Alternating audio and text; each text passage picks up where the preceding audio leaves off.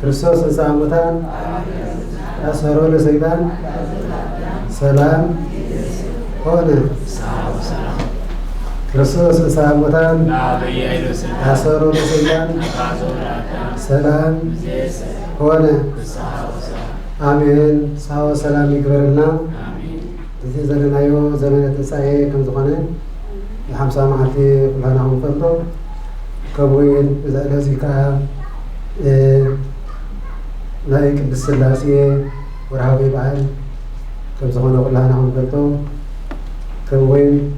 ናይ ቅዱስ አትናቴዎስ ዕረፍቱ ዝዘከረሉ መዓልቲ እዩ። ብግዜ ከምቲ እንመሃሮ ናይ ሥላሴ ዓለም ሥላሴ ከም ዝፈጠሩ ሥላሴ ከም ዝከናወኑ ብሥላሴ ከም ተፈጠርና ኩላና ስመ ሥላሴ ከም ዝፅውዑ ከለና ከምቲ ቅዱስ መጽሓፍቲ ዝገልጾ ማለት እዩ። ኩሉ ግዜ በትምህርተ መስቀል ከንማዕተብ ከለና ማቴዎስ ወንጌል ምዕራፍ 28 ፍቅዲ 19 ዘሎ ብስመ አብን ብስመ ወልድን ብስመ መንፈስ ቅዱስን ከይድኩም አስተምህርዎም እንዳበለ ናይ ስም ሥላሴ ከይተፀውዐ ኩሉ ግዜ ኣብ እትሳሊ ግዜ ኣብ ንኸሉ ግዜ ኣብ ማሕረ ኩሉ ግዜ ስመ ሥላሴ ዘይተፀውዖ ምክንያት ኣይክህሉ ማለት እዩ። ኩሉ ግዜ ከነማዕተብ ከለና ወይ ክትፅኸለስ በስመ አብ ስመ ሥላሴ ይፀውዕና መኒ ሥላሴ ነቲ ኩሉ ዓለም ዝፈጠሩ ነቲ ኩሉ ሥላሴ ዝገበሩና ሕጂ ወይ ክብሪ ምስጋናን ፀጎምን ከለየና እንዳር እዚ መን ፈጠርና ክንክልና ሲ ሥላሴ ከም ተፈጠርና ኩሉ ካብ መፅሓፍቲ ዝምስክርሉ ሥላሴ ወይ ናይ ደቂ ሰባት መፍጠሪና ወይ ከዓ ናይ ፈጣሪና ሥላሴ ከም ዝኾኑ መን ፈጠረና ሥላሴ መከናምን ብሥላሴ ሥላሴ ክንደዮም ሓደ ይኾኑ ሰለስተ ይኾኑ ብምንታይ ሓደ ይኾኑ በባህሪ በመለኮት ስልጣን በፈቃድ ሓደ ይኾኑ ሰለስትነቶም ክንከል ሃመይ ብስም ብግብሪ በአካል ሰለስተ ኢና ናይ ሥላሴ ንጽኦ ማለት እዩ። በዚ መጨረሻ ቅልል ዝበለ ዝነግሮ ማለት እዩ ሰለስትነቶም ብሓድነቶም ከም ዝግለጽ ሰለስትነቶም ካመይ ስመ አብን ስመ ወልድን ስመ መንፈስ ቅዱስ ስመ ግብሪ ፀዊዕና ተግባሮም ካመይ ግብሪ ንአብ ንወልድ ንመንፈስ ቅዱስ ፍጹም አካል ፍጹም መልክዕ መንፈስ ቅዱስ ፍጹም አካል ፍጹም መልክዕ ከም ዘለዎም የረዳእና ማለት እዩ። እዚ ስመ ሥላሴ ክንፅውዖ ከለና ኩሉ ግዜ መን ፈጠረና ክንብለስ ብሥላሴ ዓለም ኩሉ ዝፈጠሩ ሥላሴ ዝኾኑ ማለት እዩ። ሰብ ፍልይ ዝበለ ስለ ዘለዎ ኦሪት ዘፍጥረት ምዕራፍ 1 ፍቅዲ 26 ዘሎ ንግበር ሰብአ በአርአያነ ወአምሳለ ብሎ ሥላሴ ንሰብ ከም ዝፈጠሩ በአምሳለ ሥላሴ ሰብ ከም ተፈጠረ ማለት ይረዳእና። ሰብ እግዚአብሔር ዝፈጠሮ በእግዚአብሔር ዝተባረኸን ተቀደሰ ስለ ዝኾነ ነዚ ሥላሴ ብምስሊ ሥላሴ እናተፈጢርና ሥላሴ ወይ ኩሉ ግዜ በዚ ግዜ ይውሰን ዘይበሃል ምስጋኖም ካብ ባህርዮም ዝኾነ ኩሉ ግዜ እናተመስገን ዘበመኒ ሕጂ ወይ ናይ ሥላሴ ምህረትን ቸርነትን በረከትን ረድኤትን ኩሉ ግዜ ይፈልየና። እኔ ሊቃውንት ተናጊሮሞ ብናቶም ሰለስቱ ምዕት ተባሃሉ አቦታት ከመይ ኢሎም ማለት እንዘ አሐዱ ሰለስቱ ወንዘ ሰለስቱ አሐዱ ይሴሉ ሰብአ አካላት ወይ ተዋሃዱ በመለኮት እወን ሓደ ከለዉ ሰለስተ ከለዉ ሓደ በአካላት ሰለስተ ይኾኑ በመለኮት ከዓ ሓደ ከም ዝኾኑ ይነግረና ባስልዮስ ብሃይማኖት አበው ክሪኦ ከለና በአካል እንታይ ብለና ማለት እዩ ናይ ሥላሴ ሓድነቶም ሰለስትነቶምን ብአብርሃም ቤቱን ተገሊፆም ኣለዉ። ሥላሴ ኩሉ ግዜ ሓድነቶም ገልጽ ወይ እግዚአብሔር ኢልና ወይ ካመይ አምላክ ኢልና ፈጣሪ ኢልና አዶናይ ኢልና ናይ ሰለስትነቶም ማለት እዩ። እግዚአብሔር ክንከለ እግዚ ጌታ አብ እግዚአብሔር አብ ሄር መንፈስ ቅዱስ ኢሉ በዚህ በትርጓሜ ይገልጸልና ማለት እዩ። ሓደ አምላክ ማለት እዩ። አምላክ ንአምን በሃዱ አምላክ ኢልና ሓደ አምላክ እግዚአብሔር አብ ንበር እግዚአብሔር መንፈስ ቅዱስ ሓድነቱ በዚህ ሰው ማለት እዩ። ጸባዖት ዝበለ ኸመይ አዶናይ ናይ ሓደ ስምን ግብርነት ዝፅውዕ ናይ ሓድነቶም ማለት እዩ። በዚህ ክነግረና ከሎ ልበ አምላክ ዳዊት ደግሞ አቀደመ ትንቢት እንታይ ኢሎ ነይሩ ማለት እዩ። ሳሂሉ ለእግዚአብሔር መልአ ምድረ وقال እግዚአብሔር ጸና ሰማያት ومسنباس አፉሁ ኩሉ ኃይሎሙ በላይ እግዚአብሔር ተምሕረት መልአ ማለት ምድር ፈጠረ ይኹን ብዝበለ ቃል ካሸዓተ ሰማያት ተፈጥሮም ጸንዑ ኣብ ሰማያትን ኣብ ሰማይን ኣብ ምድርን ዘለው ፍጥረታት በረቂቅ ስልጣን ተፈጢሮም ጸኒዖም ይነብሩ ኢሉ መዝሙር 33 ፍቅዲ 6 ተሪናዮ እግዚአብሔር በዚህ ትንቢት ዳዊት ተናገሮ ይነግረና ማለት እዩ ስለዚህ ዝኾነ ወዲ ሰብ ዝኣክል መጠን መግላጽ ምርዳን ይንበር ካፍጥራን ወገን ምስላሴ ዝኣክል ምሳሌ የለን ዝተመሰለ ተመሰለ እኳ ጉድለት ዘለዎ ምሳሌ ፍጹም ኣይኮነ ማለት እዩ አሎ ዘይከውን ከማነ ወአሎ ዘይመስለን እስመ መልእልተ ኩሉ ንህነ ልዕሊ ኩሉ ስለዝኾና ከማና ዝኸውን ወይ ንዓና ዝመስል የለን ይብል ከለምተሱ መጽሓፉ ጽሒፍና ዘለ ማለት እዩ ኣብ ብልቢ ወልድ ብቃል መንፈስ ቅዱስ ብስንፋስ ስለተመሰሉ ንአብ ዝተፈለየ ቃልን እስትንፋስን ንወልድ ዝተፈለየ ልብን እስትንፋስን ንመንፈስ ቅዱስ ዝተፈለየ ልብን ቃልን ኣለዎ ማለት ኣይኮነን እንታይ ዳ ሓደ ኣብቲ ሓደ ህልው እዮም ኩሎም ሓደ ማለት ልብ አፍ ወልብ ህወረ ይህልው ከም ዘሎ ቅዱስ ጳውሎስ ጴጥሮስ ሕጂውን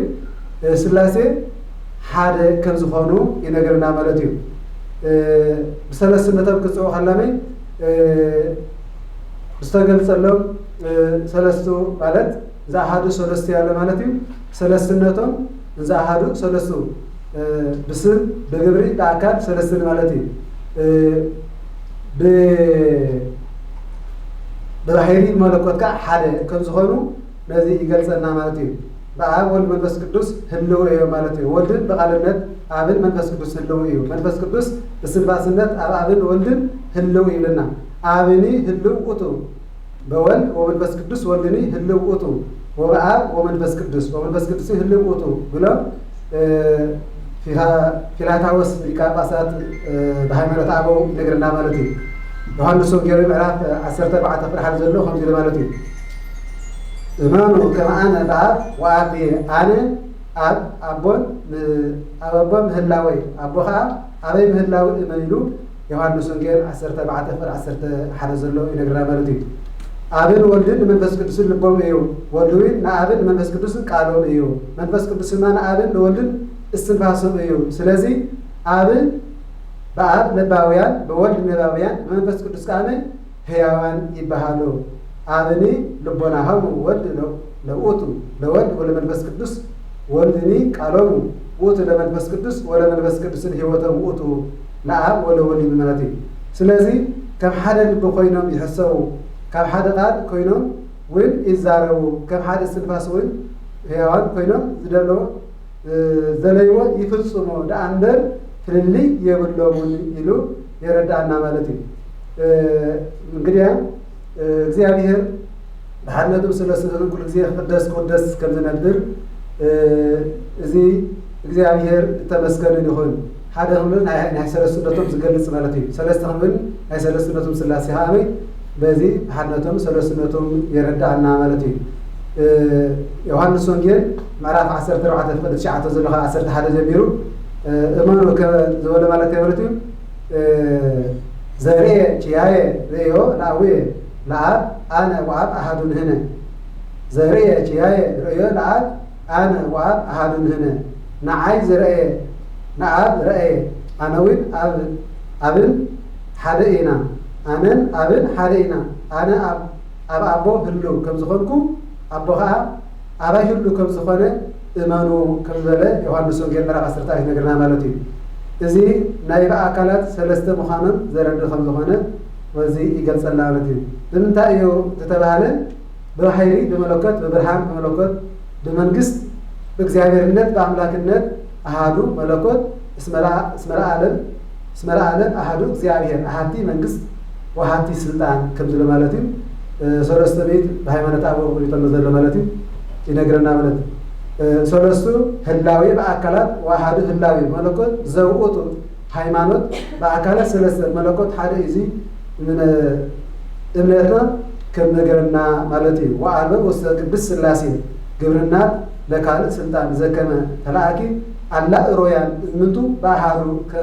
كبر وملكوت القدس سلاسي جزاء تجزاء يلن بملكوت حاله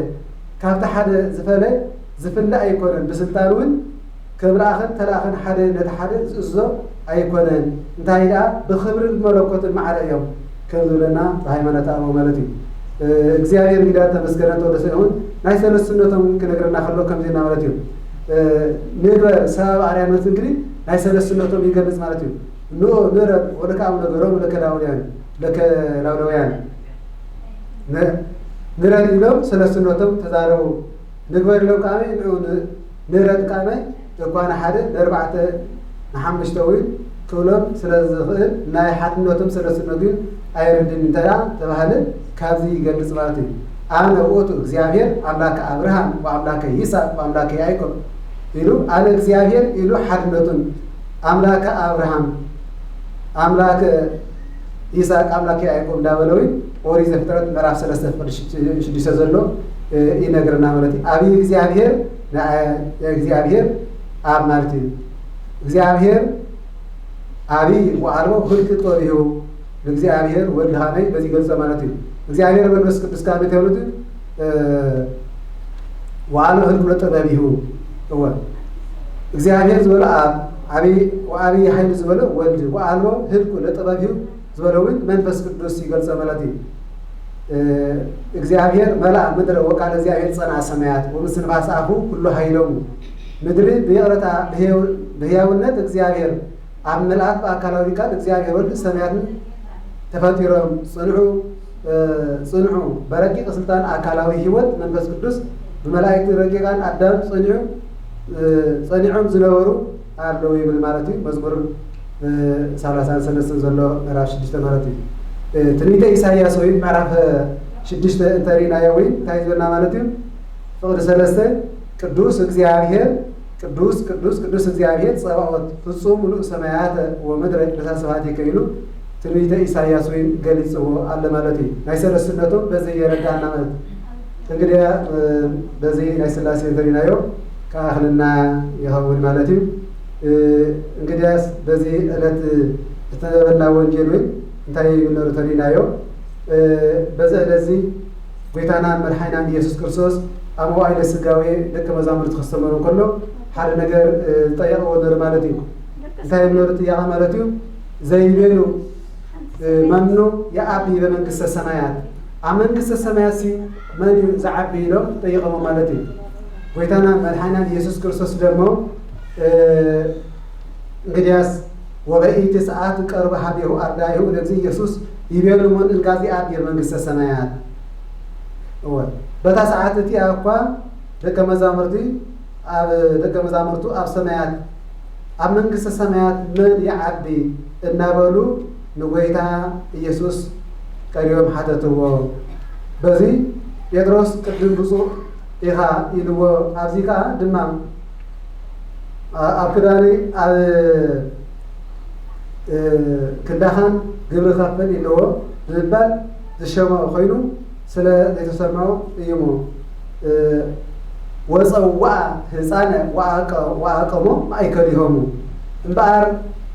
ንመንግስተ ሰማያት ዝኣቱ እንድሕር ተኾይኑ ንመንግስተ ሰማያት ዝበቅዕ ተኾይኑ ሓደ ህፃን ኣምፂኢሉ ኣብ ማእኸሎም ኣቆሞ ማለት እዩ እንታይ ኢሎም ማለት እዩ ወፀዋዕ ህፃነ ወአቀሞ ማእከሎም ጎይታ ኢየሱስ ድማ እንታይ ኢሎም ማለት እዩ ሓደ ህፃን ናብኡ ፀዊዑ ኣብ ማእኸሎም ኣቆሞ ካብ ክፍኣት ለዋህነት ተዘይተመሊስኩም የተመየጥክሙ ኢኮንክሙ ከመዝንቱ ህፃን ይትበውኡ መንግስተ ሰማያት ዘይመስለኩም ከምዚ ዝመሰለኩም ከምዚ ህፃን እዚ ወይ እንተዘይኮንኩም ናብ መንግስተ ሰማያት ከቶ ክትኣቱ ብሓቂ ኣይትኽእልኹም በለ ማለት እዩ ህፃን ዝዓለወ እከይ ይብለ ማለት እዩ ህፃን ንጹህ እዩ ህፃን ምስ መላእክት ይምሰል ማለት እዩ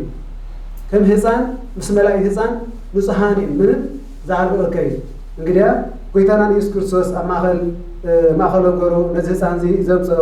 ስለምንታይ እዩ ህፃናት እግዚአብሔር ጸጋ ዝሃቦም بمنفس قدس نصحان من إنكذا يبلغ سدخان مالتي أما خلوا ما تطابلوا كم زي هسان زي لبونهم تزي كوينو إن من كالسماء كتخلع تويتون مالتي إنها من كالسماء لبونا زيابير فتنا نغلانا وزهسان زي قيتنا نحيس كرسوس الصالح جرا قربوا بسانات الحجي من نسبة ولا جري ولا نصحان يكون حاو حسي خلوا نزخنا يقويو جيل نسبة ولا جري نصحان سلامتاي قال سبزور حاجين وازي أساتنا أي كارنا سلامتاي يستعصى هذا جيل هسان زاروا كيف فتنا جري ولا نصحي مصر هذا مالتي لمسالي أبونا موسى ترينا يوي أبسان نتخلى بزيه فرنت على نجوس أفتح زيتي هسانات بزح يقصف سلة نجارة موسى هسان كينو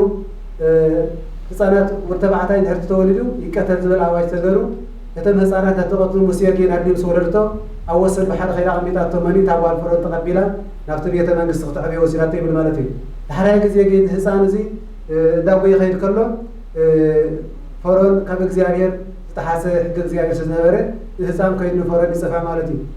إزاي سكفتم إسرائيل ولا يباليلو الهسام زي قاتلوا بسبله نزيك هسام سقطي من ولا حوو كحبي لهم مالتي شعور مسيء حوو ذهبوا هسام سزخنا زي فتس زي بلو نابعه تحوي بالعوا مالتي وكنا يسي مسيء ولتاتي بالعفو ولتف زخرت فنوريب لمالتي بزي حساب حسابنته بزي يوهنته مالت እግዚአብሔር ካመይ ያው ናቱ ምክንያት አለው ማለት ነው መስዮራ አተሲዊ ለህፃናት እስከ ማዕድ ከንደይ ከንዘጽሖም ለእስራኤላውያን መርሄ ከንዘገብሮም እስራኤል ፈረንዝ ጭነው ነበር እስራኤላውያን በሐደ ከፊሉ እግዚአብሔር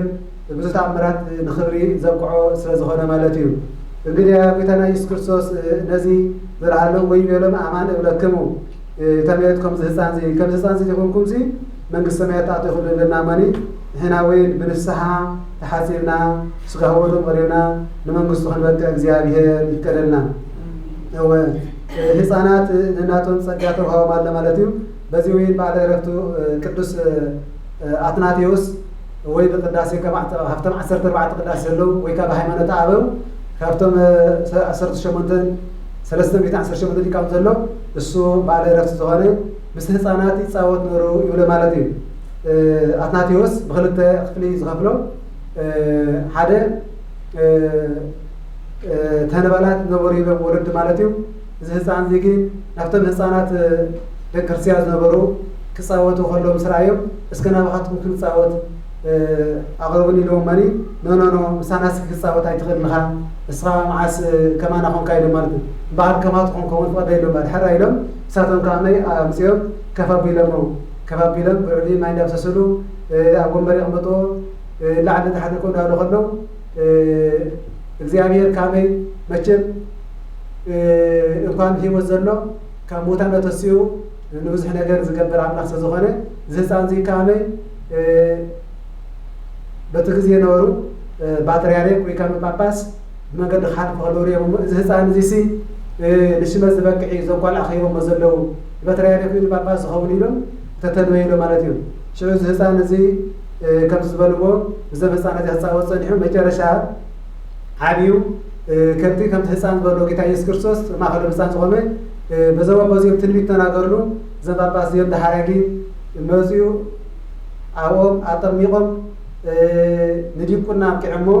مجرشة حيوتو بهتونا أبجرام أكمل تبعه كامل انترس نورو جرام كيلو بحطنا يندبرنارو كاوين زب بازيو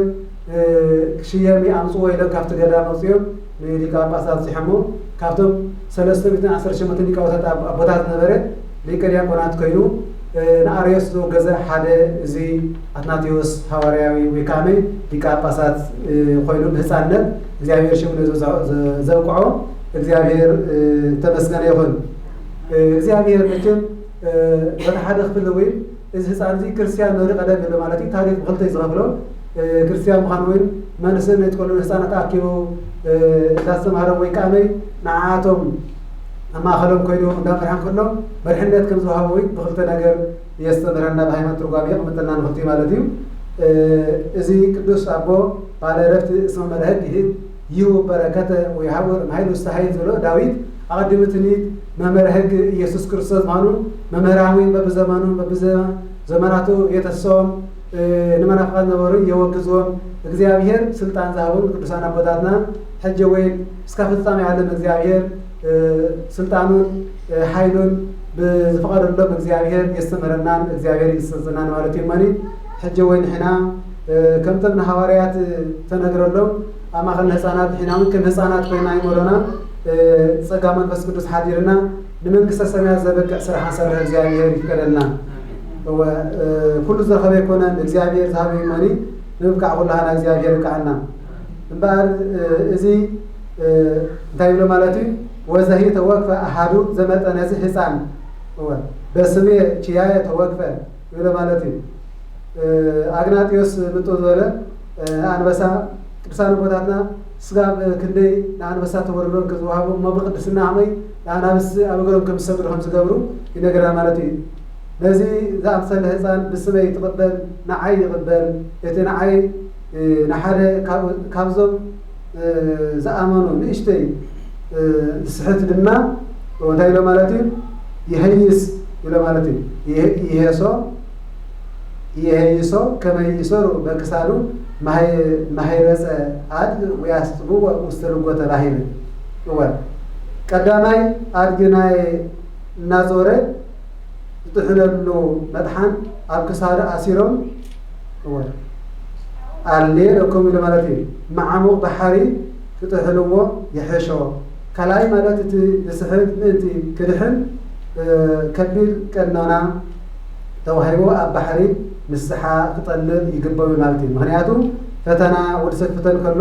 ድሕሪ ፈተናው ግን ተፈቲኑ ናምታይ መፅእ ለንስሓ ሞት ክብቃ ማለት እዩ እንቅፋት መንገዲ ክመፅእ እዩ